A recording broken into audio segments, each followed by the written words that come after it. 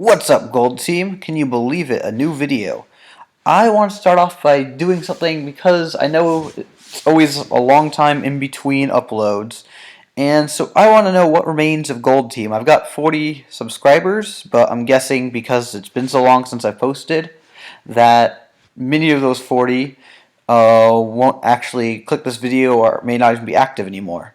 So I want to do like a Gold Team roll call in the comments here. So just leave me a comment saying Gold Team or roll call, or I guess you could say your name, but I'll see it on the comment anyways. But do something so I know what remains of Gold Team. I know who's out there. I know you guys are still watching. And that kind of gives me a way to interact with you guys, say thanks for watching, stuff like that. And so yeah, I just kind of want to know what's going on right now. But anyways, this is my NU team. This is actually my first time back in NU in quite a while. I've been playing a lot of PU as always. I've been playing some UU and some RU. RU's Regenerator Core is about to drive me clinically insane. So we're just not even going to talk about that. We're going to talk about not PU, NU. And so this is my kind of hazard team. We've got a Violite, split defenses, max speed, toxic spiking Frogadier.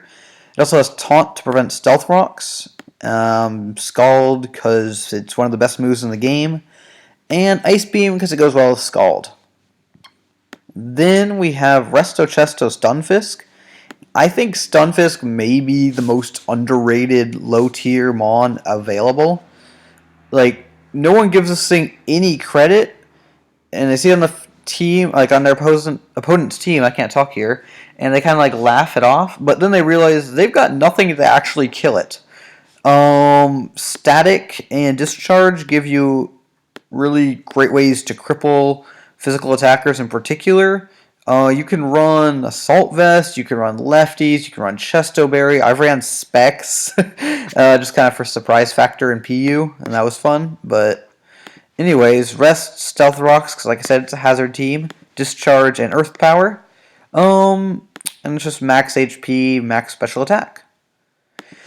Then Dust Noir, which is normally a Pokemon I despise because of its infestation, Will-O-Wisping just being the most annoying thing in the world. But I've got mine at max attack, which 100 base attack is actually really good. Frisk can be very helpful if you need to know the item, and this is something I need to be better at, is using Frisk strategically. And Colberberry. Colberberry is really here because Dust Noir fills a couple different roles for me. First of which is it has stab priority. And next is it can stop Girder. It's really the only thing I have, like, outside of a Psychic from Magmortar to touch Girder. And so Colberberry will reduce the damage of its knockoff. It's got Pain Split to heal up. It means its Ghost typing means Girder can't Drain Punch, and its Haze can reset its stat changes. And the other function this Dust Noir serves is as a spin blocker. Because like I said, hazard team, need a Ghost type, right? And so I gave it no HP, so Pain Split is max effective, but I went split defenses because this thing is still ridiculously bulky, even though it only has 45 HP. So I actually kind of love this Dust Noir. I was using it in RU, and I brought it down to NU because it's an NU mon. Finally, the final part of the hazard team is my Silk Scarf Purugly, because for me, it's not really hazards if you don't have a Defiant or competitive user. Because, yes, you can spin block, but what happens if they have Defogger? You have to make them pay for that too, and so if you want to defog away my spikes, I'm going to get a free +2 Purugly out of it. So, I run Knockoff, Fake Out, Quick Attack, all boosted by Silk Scarf and Stab. Did I say Knockoff? I meant Return, Fake Out, and Quick Attack, all boosted by the Silk Scarf Stab. And Knockoff is there for Ghost types as well as bulky Violites. Next we've got Assault Vest Magmortar with Vital Spirit. This thing functions as my check, we're going to say, because it's certainly not a counter to Vivillon, I don't know how, whatever that Butterfree-esque thing is. I also have Flame Charge, which is pretty cool. It's allowing me to justify going Modest and not Scarfed. And if something's at low HP, you can kind of pick it off with a Flame Charge, because, I mean, it has good physical attack, no doubt. And then you're at +1 speed, you can start fire blasting things, because this thing's special attack is just ridiculous. So it's kind of a cool Mag Mortar set. I like it.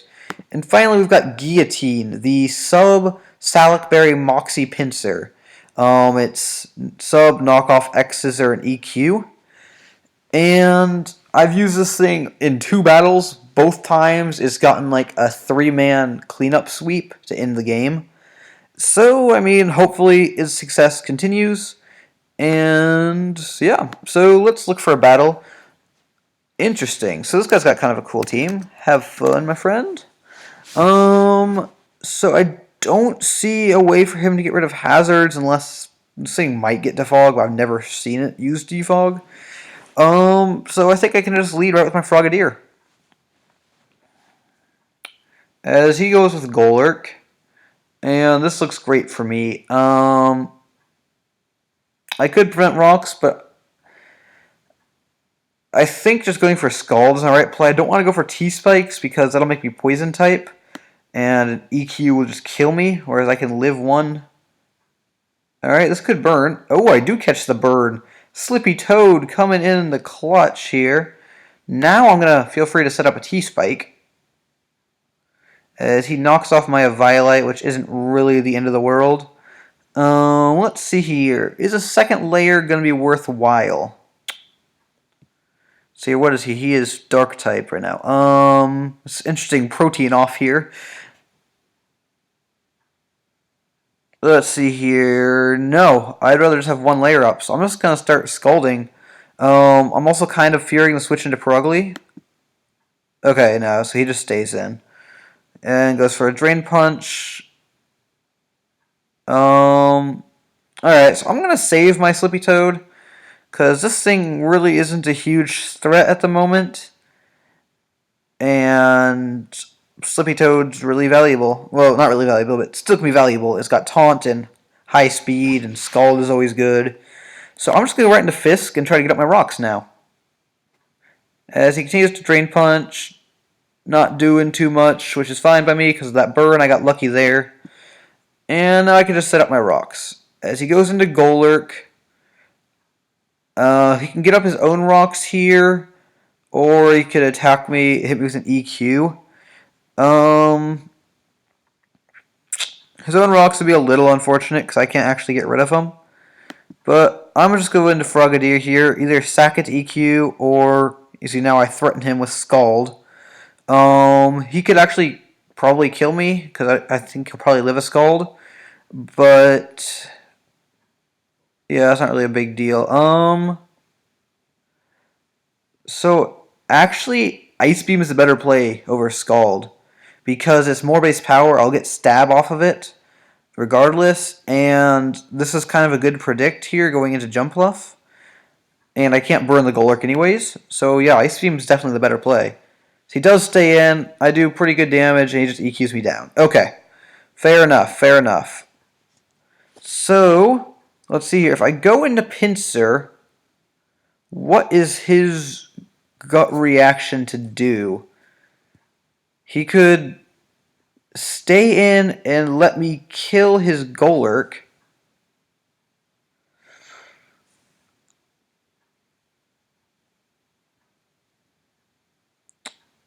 Don't think that's the right play. I could go into Dusk Noir and Shadow Sneak. Dusk Noir is good for this thing, but this thing's almost dead. It's really good for Mr. Mime. I mean, it's just nice to have priority. I can go into Perugly and click Knockoff. That may be the most safe play. You know what, let's just do that. We're going to go into Perugly, so we've got hazards up for game as far as I can tell. I'm just going to go for a knockoff, get the easy kill on Golurk. Alright, so we're both down 1 Mon. He's got rocks, I have rocks and T-Spikes. Yeah, so that's where we're at right now. Dusknoir is also really good at stopping Ape. I wish. Let's see here. Okay, so U-turn is pretty obvious here, but close combat would just kill a massive part of my team. This thing just puts in so much work that I'm not going to risk it. So I'm going to go into Dusknoir. U-turn, like I said, is really obvious. Yeah, I do confirm that he is Scarf. So that's good knowledge to have. I assumed he was, but we know for sure now. As he goes into Lipard. Obviously gets poisoned. So the knockoff is pretty obvious here. But because I have a Culberberry, and because I'm a Dusknoir, I think I can live it. I kind of just want to... sorry for hearing my phone going off. I kind of just want to EQ this thing. Yeah, actually, I think Pain Split's the right play. I'm going to do that. Dark Pulse, not knockoff. Okay, that's interesting. It's special life art. Welp. This is not ideal right now. I needed that to be knockoff. Yeah, we had to go for that Shadow Sneak, as Dark Pulse will kill us now. So yeah, that was really unfortunate, but we doubled down, so I guess not the end of the world. Primeape seems like the obvious play here. So what I'm going to do is go into Per Ugly, which... No, let's see. Yeah, that's what I'm going to do. I'm going to go into Per Ugly, which seems like a really weird play, but I just need to wear down Primeape. Okay, cool. It's Jumpluff. This works as well. I just get free Fake Out. How fast is Jumpluff again? I know it's really fast, but... Alright, well, Kecleon goes down to Burn. Yeah, so Per Ugly is faster than Jumpluff, which is what I thought. Now we're in a bad situation. Now that he gets Ape in for free, and I don't have my Ghost type because I messed up and foddered it off. Close Combat is the easy play to go for now. So I either have to pick something to fodder off, or pray that Stunfisk or Pinsir can live too, and I don't think either of them can at this point. So I think now is the point in the game where I pick my fodder. Per Ugly, still ridiculously valuable, can't be this thing. Guillotine, let's see here, I think still has sweeping potential, but doesn't outspeed a single thing on his team.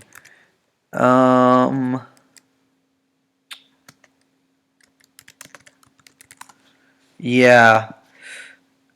Wilson Fisk, I think, is a sack. If he U-turns, great. Yeah, no, he makes the right play and just CCs. Easy play there.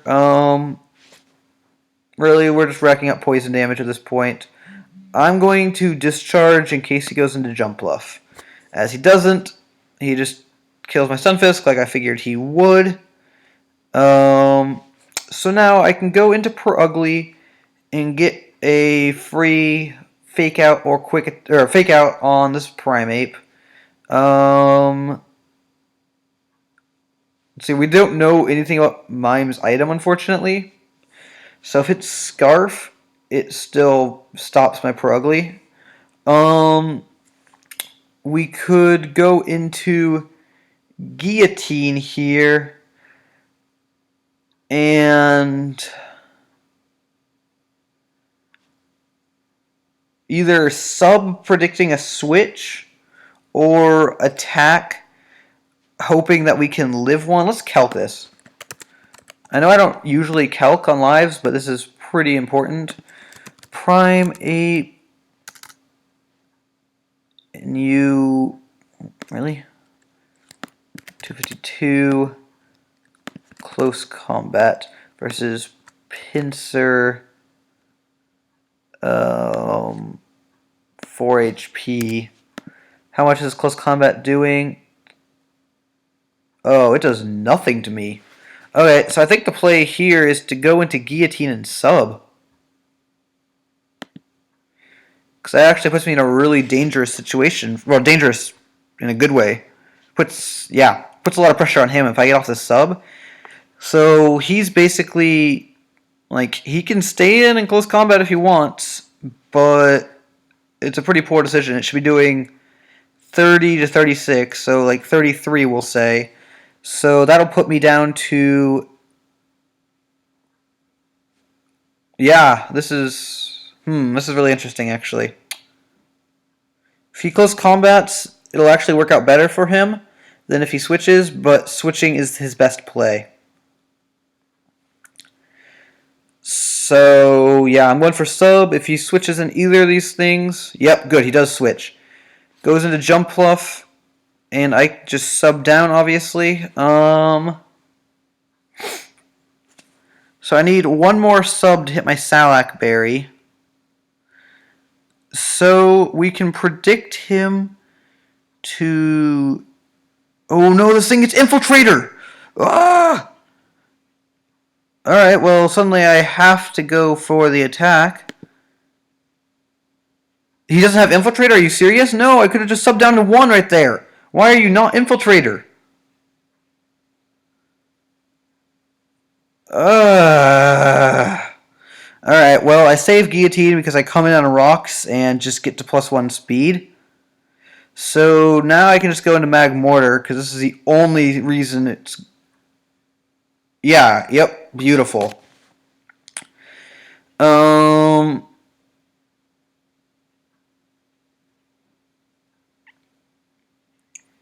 think Flame Charge is actually the right play here.